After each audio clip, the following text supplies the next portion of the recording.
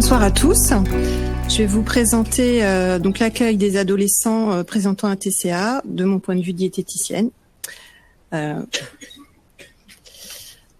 donc je rappelle brièvement la maison départementale des adolescents, l'émission pour ceux qui ne connaîtraient pas. Donc c'est un lieu d'accueil, d'écoute et d'information et aussi d'orientation pour les jeunes de 11 à 21 ans. Ça entre dans le cadre de la prévention avec une équipe sur Fontenay et sur la Roche et sur Fontenay et des permanences sur la Vendée. Et donc c'est gratuit pour les jeunes et leurs familles. Les chiffres 2023, on a dénombré 8 922 entretiens pour jeunes et parents sur les deux secteurs, La Roche et Fontenay. Et 194 entretiens étaient mentionnés première demande, TCA pour La Roche. Et sur ces 194 entretiens, il y avait une file active de 65 jeunes, ce qui fait une moyenne de 3 entretiens par situation. Donc moi, par rapport à ma consultation, j'ai 80 consultations qui ont été dédiées au TCA avec entre autres anorexie, boulimie, hyperphagie boulimique. Et donc 42, ça représente 42% du total de mes consultations à la MDA, avec une file active de 39 jeunes et 18 adolescents pour lesquels la situation somatique était plus préoccupante et qui ont été orientés vers du soin. Donc les ados peuvent être adressés par le médecin traitant, la famille, l'infirmière scolaire ou un professionnel de la MDA qui me les adresse pour un bilan ou des conseils diététiques. Donc il y a un premier entretien qui peut être par un professionnel accueillant ou moi, et puis un créneau d'1 heure est prévu pour le premier rendez-vous. Il faut, je dirais que faut au moins ça.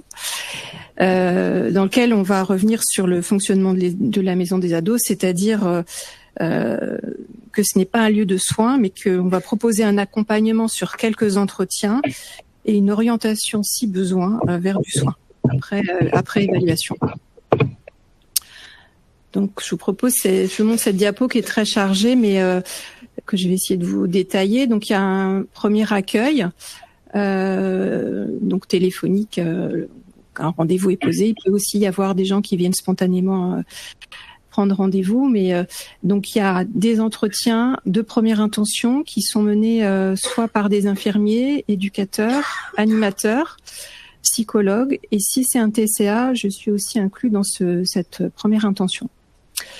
Donc ensuite, il y a un temps clinique pour lequel il y a un échange de regards et une orientation. Alors si la situation s'améliore, eh bien nous restons à disposition.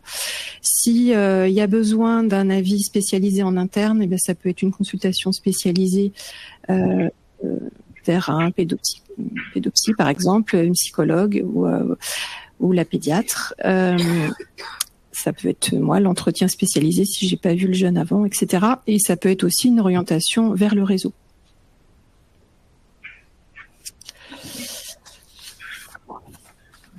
Donc l'entretien diététique en 3 temps, avec l'adolescent plus les parents dans un premier temps, puis le jeune seul, puis de nouveau le jeune avec ses parents, et on peut ajouter un 4e temps quand je sens que les parents sont en demande ou sont effondrés, je peux les recevoir aussi seuls par la suite. Ensuite, donc le contexte familial où on essaye de recueillir des éléments de vie et notion peut-être d'éléments déclencheurs. Comment sont pris ou pas les repas, et puis la notion de conflit, de remarques, etc.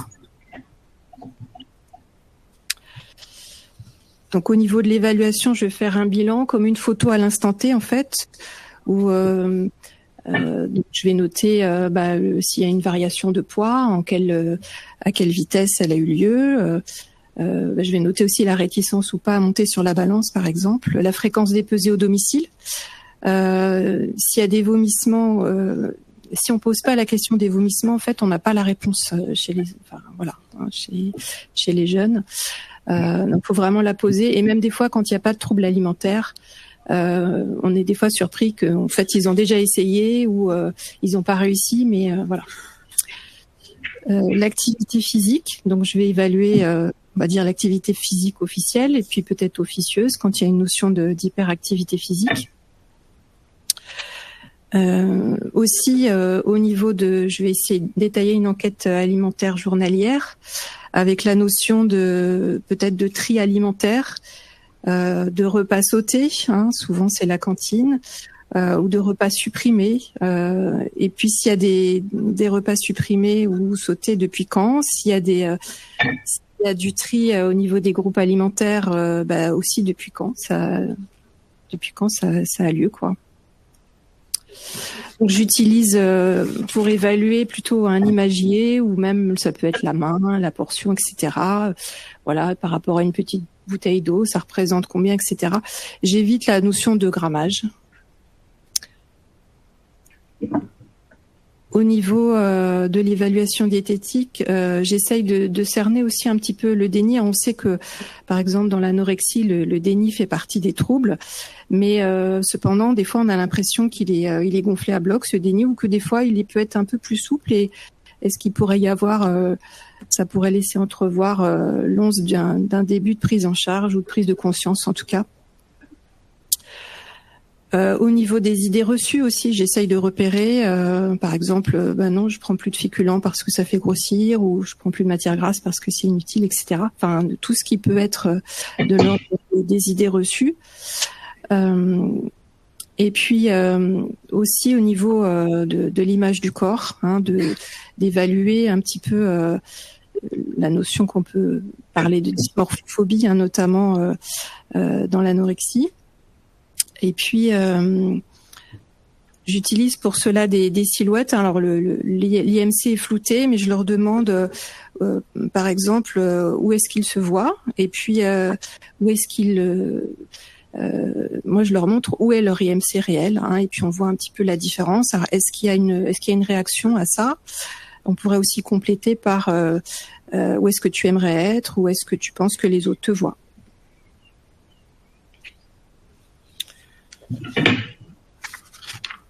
Donc, dans les informations que je peux délivrer aussi, c'est que un trouble du comportement alimentaire, c'est une maladie, hein, donc ça a souvent pour effet de déculpabiliser. Je rentre dans les détails plus quand il me semble que le tableau clinique est complet et important. Hein, si c'est un trouble passager, voilà, on va avoir une autre approche. J'informe aussi qu'un trouble du comportement alimentaire, ça affecte la santé et ça dépend pas de la volonté ou du manque de volonté.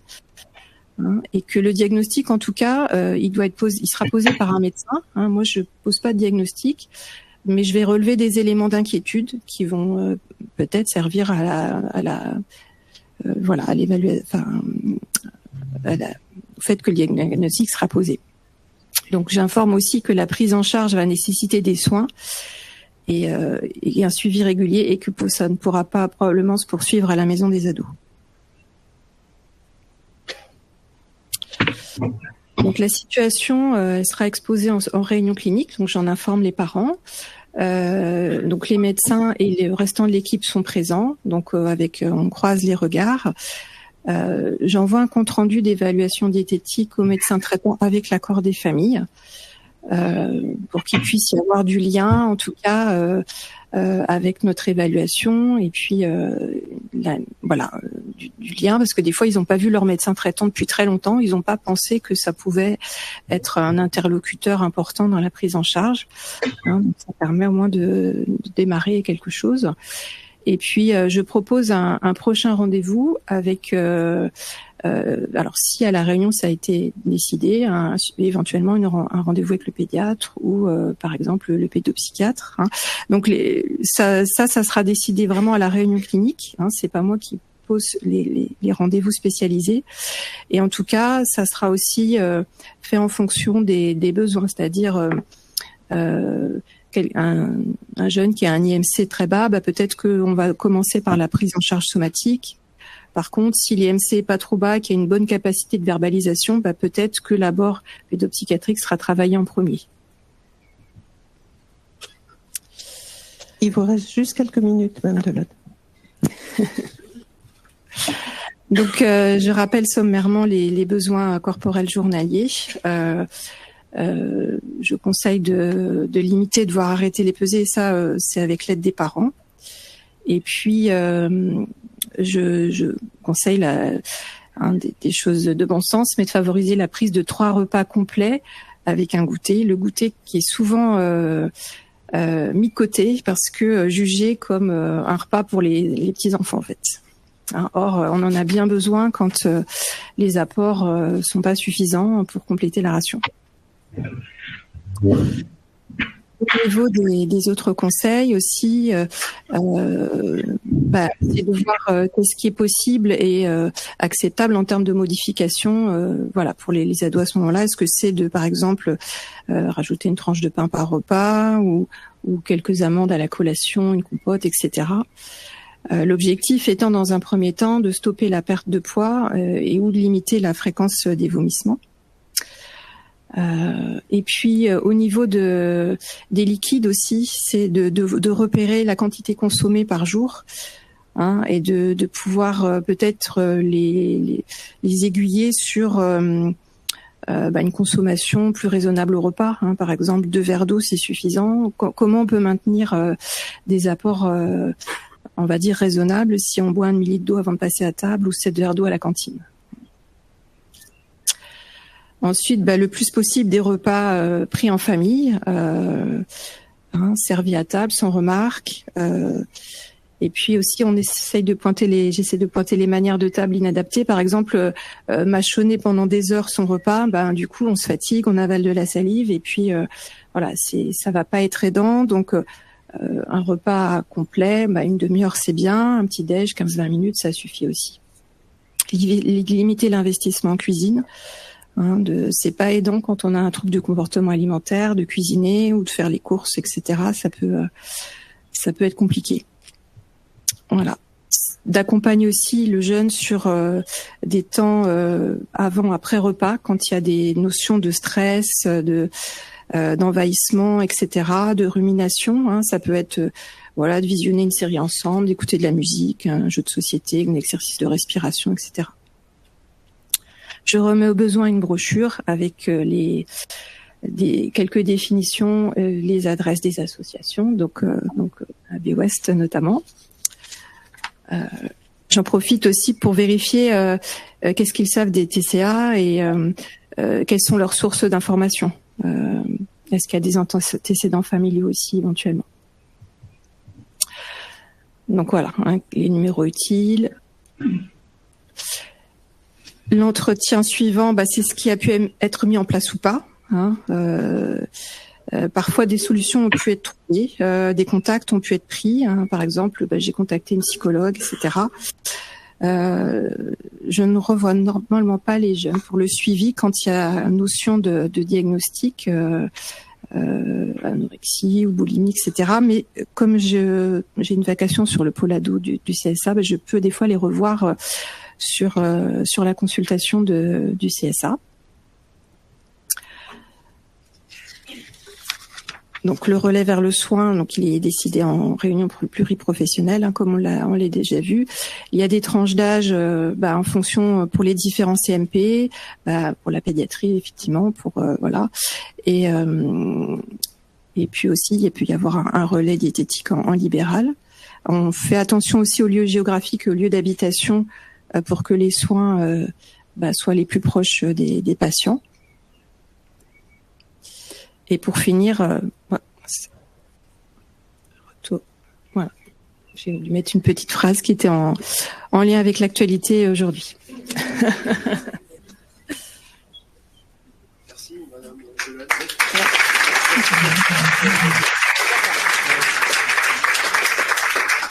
Donc, si vous avez 1, 2, 3 questions. Moi, j'en ai d'abord bien la petite phrase. Il y a des hauts et des bas. C'est vrai qu'en tant que parent, il y a des hauts et des bas. Et dès qu'il y a un haut, on reprend confiance. Ça fait du bien. Je voulais savoir vos chiffres. Vous donnez des chiffres en début d'intervention. Oui. C'est des chiffres qui sont stables, en augmentation. C'est comment? Alors, le pourcentage, en fait, de consultation pour TCA, pour moi, il a augmenté depuis le Covid. C'était à peu près 30%. Là, on est plutôt à 40-45% des consultations. Et sur l'année, c'est fluctuant, mais il y a des fois des moments où il y a beaucoup de troubles alimentaires et puis des fois moins. Enfin, c'est... Et la décision d'orientation vers les soins, donc on a compris que c'était en équipe que ça se décidait. Oui. Okay. Et la famille, les jeunes, ils y assistent. Ça se passe comment cette décision-là, cette orientation? Quand je leur, alors soit des fois ça peut être par téléphone, quand après la réunion ça peut m'arriver de les appeler, ou je les revois de toute façon en consultation pour la deuxième consultation, puis on voit un petit peu aussi. Je leur dis qu'on va pas pouvoir pour cela, mais qu'ils ont besoin de soins et que ça sera dans un heure. Approchez-vous du micro. Allez, pardon. Oui. Merci. Oui, je disais que suite à la réunion, soit je les rappelle, soit quand je les revois, je leur explique que du coup, voilà, il y aura besoin de soins, que ça sera dans un ailleurs et que voilà, soit déjà commencer à trouver, peut-être chercher un psychologue ou en CMP selon voilà si c'est possible pour eux ou pas par exemple financièrement. Enfin, on essaye aussi bien sûr de voir un petit peu où ils en sont et ce qui est possible de faire.